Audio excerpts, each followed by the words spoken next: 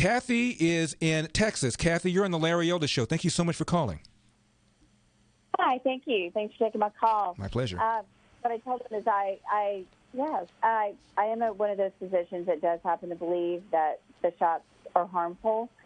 And I think for that reason, they're going to specifically target the minority areas first and lower income areas. And they've already in Dallas, for example, bused lower income students en masse to areas where they can be vaccinated. Of course, with parental permission, they say, but we've got a lot of peer pressure with the kids to get the shot. And personally, I don't think kids should be getting these at all.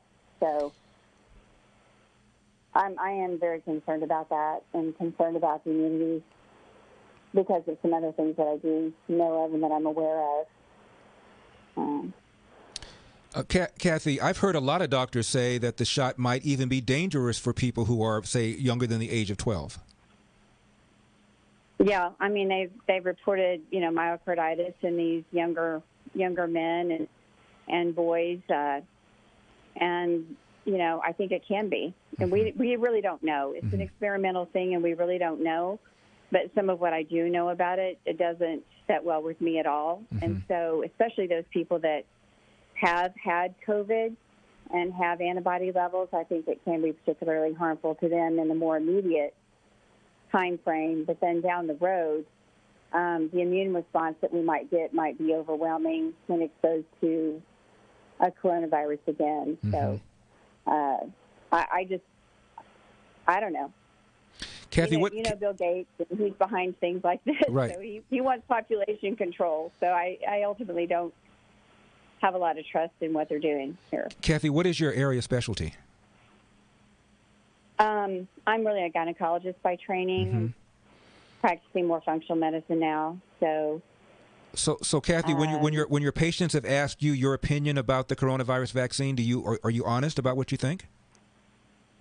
Yes, I am. But I'm shocked at the number of patients who have not asked me, and I really don't understand that. They're just going along with the recommendations, almost just kind of blindlessly following what the government is recommending. And I've had just a handful of people actually ask me what they think they should do. And I've told them to wait till we know more. And then as I've known more, I've shared it with anybody who asks me.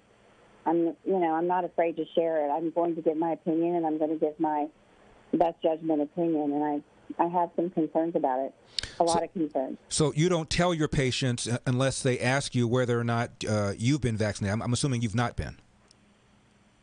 I actually did have COVID in mid-March, so absolutely not going to get a vaccine, but we had already chosen not to, even at that point. That I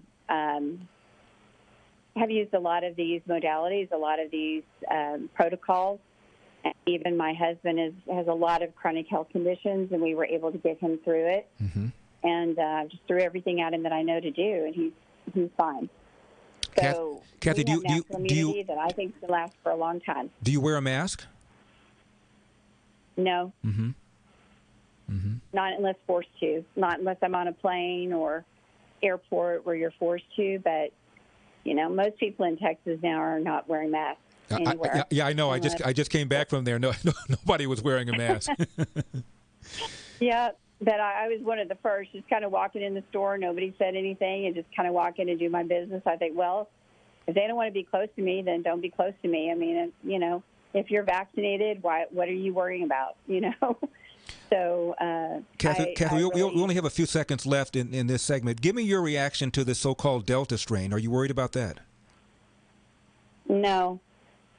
I mean, I think there's always going to be another strain. There's going to be something else they're going to release.